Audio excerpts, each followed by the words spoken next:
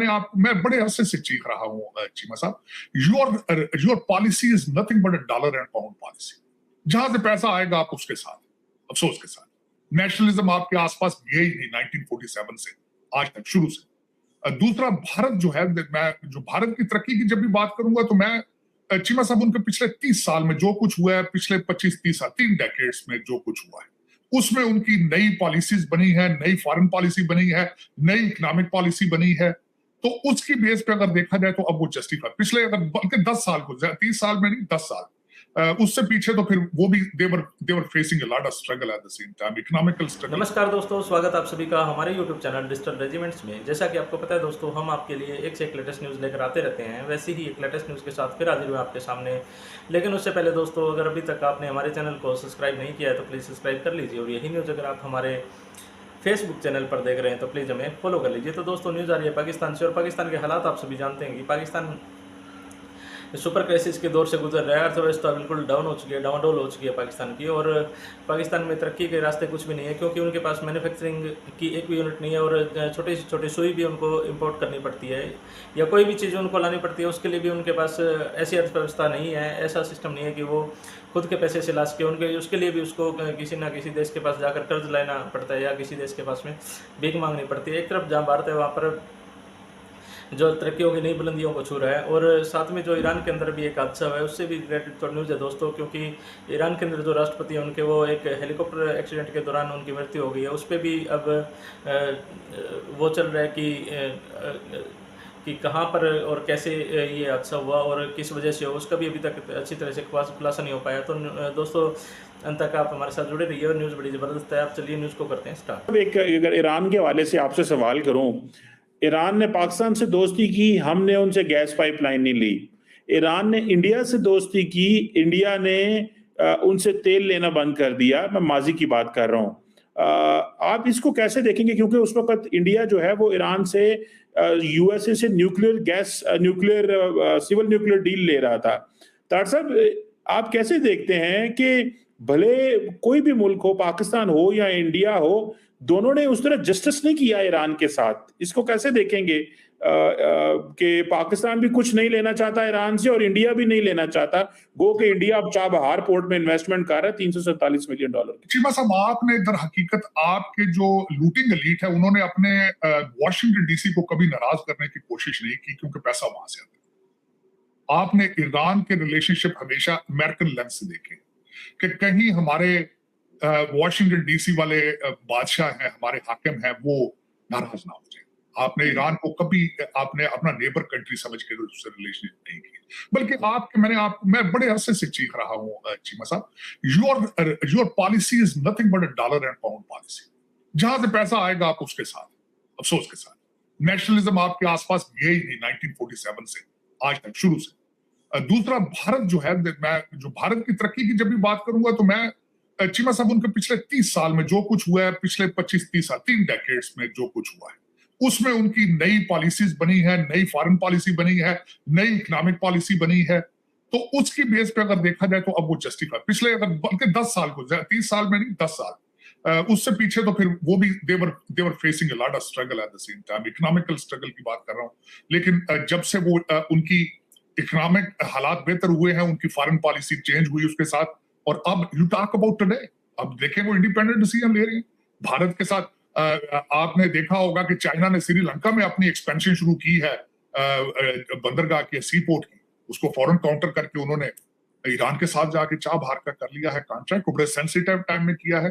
इस वक्त जो नए ब्लॉक बन रहे हैं उसमें मैं ब्लॉक उभरता नजर देख रहा हूं, अलायंस ऑफ रशिया भारत के साथ और उनकी ग्रोथ। और तीसरा, एक जो नया अगले दिन जो पुतिन साहब गए चाइना में, जो नया वो एक खतरा अमेरिका के लिए बन रहा है कि न्यू इकोनॉमिक सिस्टम, नया एक वेस्ट के पैरेलल खड़ा करने की कोशिश की जा रही है अपनी उनकी इकोनॉमिक डीलिंग, जिस तरह बैंकिंग सिस्टम। तो उसमें भारत उनके साथ होगा और चैलेंज करेगा वेस्ट, ये नजर आ रहा है अगर इन्होंने अकल के नाखून बना लिए वेस्टर्न ब्लॉक है। इसमें जो सबसे बड़ा थ्रेट, मैं कल परसों में आपके साथ मैंने शेयर किया था कि ब्रिक्स जो है उसकी एक्सपेंशन, और ब्रिक्स की अपनी नई करेंसी, और जो पेट्रो युआन, और उसके बाद इस वक्त जो Saudi Arabia flexing their muscles at the same time, वो तेल से अपना साइड पे हट के दूसरी तरफ जाना चाहते हैं, उनकी ओपननेस, फिर उसके बाद भारत का इन्फ्लुएंस इन गल्फ स्टेट्स, और ये सारी चीजें, और जो उन्होंने ये नया पोर्ट का और नया रशिया को कनेक्ट करना और बाल्टिक स्टेट्स को कनेक्ट करना और वेस्टर्न वो मोनोपोली के खिलाफ जो है, वो this is what they are trying to do it, and that will be a defining moment for the west. Doctor साहब, वो मैं अभी देख रहा हूँ कि डॉक्टर जयशंकर जो हैं वो कह रहे हैं कि the world is getting a difficult place, और वो कह रहे हैं आप चाइना में देखें, गजा में देखें, साउथ चाइना सी में देखें, यूक्रेन में देखें, वो कह रहे हैं हमारे हर तरफ तूफान है और ये तूफान डिफिकल्ट होता जा रहा है हमारे लिए सरवाइव करना। आप कैसे देखते हैं? पाकिस्तान में कभी लीडरशिप ने इस तरह फ्यूचरिस्टिक बात नहीं की। Doctor Jaishankar as a foreign minister बता रहे हैं कि हर तरफ तूफान है, हर तरफ दौड़ है, और ये दौड़ और मजीद ये तूफान मजीद खराब होता जा रहा है। हमारी लीडरशिप क्यों इन चैलेंजेस को डिस्कस नहीं करती पब्लिक के साथ? क्योंकि आपकी जो लीडरशिप है वो सारी तो लंदन बेस है, उनका इंटरेस्ट ही नहीं पाकिस्तान के अंदर। डॉक्टर जयशंकर का कंपैरिजन, मैं डॉक्टर जयशंकर साहब को तो हमेशा कहता हूँ, he is a Asian Henry Kissinger.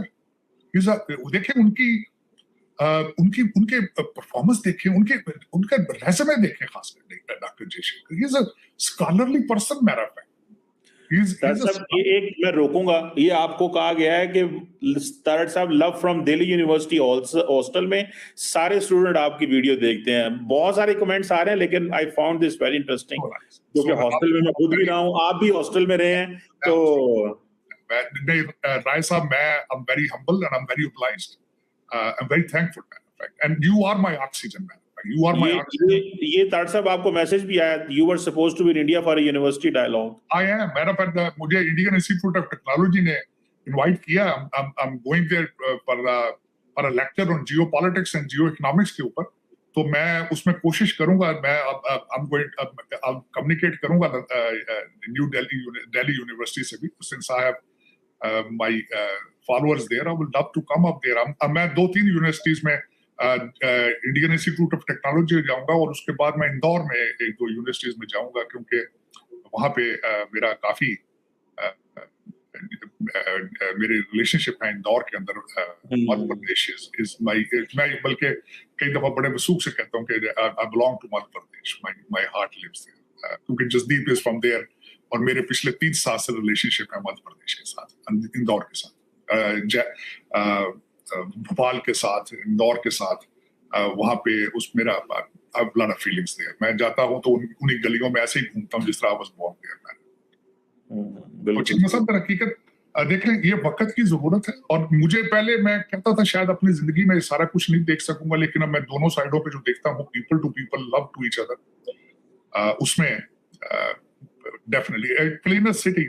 बल्कि सबसे बड़ी बात मैं बताना चाहूंगा इंदौर के हवाले से, 6 दफा continuously the cleanest city of India, और मैंने जाके रिसर्च की उसके ऊपर। मैंने खुद वहां पे जो ट्रैश रिमूवल की गाड़ियां थी उनके ऊपर स्पीकरों से मैंने देखा, फिर मैंने लोकल पूछा, जहां मैं ठहरता हूँ जाके, अल्टीमेटली वो घरों से किस तरह ट्रैश लेते हैं, ड्राई ट्रैश को किस तरह प्रोसेस करते हैं, वेट ट्रैश को किस तरह प्रोसेस करते हैं। बल्कि मैं मजे की आपको बात बताना चाहता हूँ कि हमारे यहाँ से जो आजकल इंडिया के एम्बेसडर थे, डॉक्टर तरनजीत संधू साहब, वो इलेक्शन लड़ रहे हैं अमृतसर से, और वो बार बार वहां पे अपनी तकरीरों को, मैं उनको फॉलो करता हूँ व्हाट्सएप के ऊपर और ट्विटर के ऊपर, तो वो बार बार मिसाल देते हैं इंदौर की। मैं बल्कि इस दफा इंदौर जब लैंड किया तो मैंने तस्वीर खिंचाई, उसके साथ सामने लिखा हुआ था कि आई लव इंदौर। तो वहां पे भी उनकी पूरी स्टोरी एयरपोर्ट के ऊपर लिखी हुई थी कि how they became the cleanest city, और किस तरीके से वो पैसे बनाते हैं ट्रैश को प्रोसेस करके। इस रिमार्केबल स्टोरी ऑफ इंदौर वाकई ही। और सबसे बड़ी बात है, इस दफा मैं गया, जब मैं एयरपोर्ट से इंदौर सिटी जा रहा था, तो एक बहुत बड़ा मेगा प्रोजेक्ट है ट्रेन का, बाईपास बन रहा था ऊपर से, तो वो ट्रेन जो है जाएगी सिटी से on the two the airport. और दूसरा मैंने चीमा साहब देखा, मैंने कल भी अर्ज किया था, जिस कौम को आपने ग्रो करते देखना हो, वहां उनके इंफ्रास्ट्रक्चर के बनने की सूरत हाल देखें। तो मैंने जब मैं बात कर रहा था अपने फैमिलीज के साथ, अपने मेरे दोस्तों के साथ इंदौर में, तो उन्होंने कहा कि इस तरह के प्रोजेक्ट हर शहर में हो रहे हैं, कि बाईपास बन रहे हैं, ट्रेनें भी बन रही हैं, सड़कें भी बन रही हैं, एयरपोर्ट बन रहे हैं बहुत ज्यादा। और उसमें मुझे इत्फाक हुआ है सारी चीजें अपनी आंखों से खुद देखने में। दिल्ली एयरपोर्ट से निकला हूं, मैं जा रहा था जब होटल की तरफ, तो रास्ते में एक तो वो उस वक्त ट्यूलिप का टाइम था, ट्यूलिप वीक थे, एंड आई फेल्ट लाइक बाहर इस तरह मैंने देखी है फूलों की। बल्कि राजस्थान से मुझे मोहब्बत का किसी ने मैसेज भेजा है, मैं Rajasthan is my next destination. Matter of fact Rajasthan के बारे में, बल्कि ट्रेन के बारे में मैंने बहुत पढ़ा है। वो है तो थोड़ी प्राइसी है, मेरी ख्वाहिश है, मेरी बकेट लिस्ट का हिस्सा है कि to ride on the train to go to Rajasthan. मैं इंदौर तो मुझे लगता है चीमा साहब, मैं जिस तरह जाऊं तो मैं कुछ महीने वहां, इतनी मोहब्बत है। और खासकर एक और बात, यहाँ पे एक इंदौरी है, एक इंदौर का अपना एक्सेंट है मौजूद उनका, और मैं उस एक्सेंट को बहुत एंजॉय करता हूँ। यहाँ पे एक कॉमेडियन है और एक दो वहां से लड़के भी आगे आए हैं, बल्कि इंदौर में Lata Mangeshkar is from Indore as well. और दूसरा और कुछ खान से, क्या नाम है उनका, खान साहब है, वो भी इंदौर से। इंदौर को कहा जाता है कि it's a mini Mumbai. Zimbabwe से मोहब्बत है Anuj, thank you so much, I love you dearly. Zimbabwe याद करा दिया आपने, तो मोहब्बत है आपकी। आप खुश रहें, आबाद रहें, चमकते रहें आप ऐसे। आज आपने तो आज वो कहते हैं कि मुझे, मेरे लिए ईद करा दिया आपने, मेरे लिए तो आज। तो देखा दोस्तों आपने कि पाकिस्तान के हालात तो खैर क्या चल रहे हैं, लेकिन पाकिस्तान को है जो वो अभी ज़रूरत है कि भारत के साथ में किसी ना तरीके से भारत के साथ वो बातचीत करके वो ट्रेड शुरू करे, तभी पाकिस्तान का कुछ ना कुछ हो पाएगा। वरना पाकिस्तान की जो इम्पोर्ट तो भारत की वस्तुओं का करना ही पड़ता है, वो चाहे रास्ता थोड़ा बदल करके कर रहे हैं वो जैसे कि यहाँ से भारत जैसे एक्सपोर्ट करता है दुबई में, और पाकिस्तान दुबई से लेकर इंडियन चीज़ों का काम चला रहा है अपने देश के अंदर। लेकिन पाकिस्तान के हालात तो अभी सुधरने का खैर नाम नहीं ले रहे, लेकिन हो सकता है कि भविष्य में कभी सुधर भी जाए, वैसे लगता तो नहीं है। तो दोस्तों न्यूज़ आपको कैसी लगी हमें कमेंट करके ज़रूर बताइएगा, और जल्दी हाजिर होते हैं दोस्तों एक नई न्यूज़ के साथ में। तब तक के लिए जय हिंद, जय भारत, वंदे मातरम।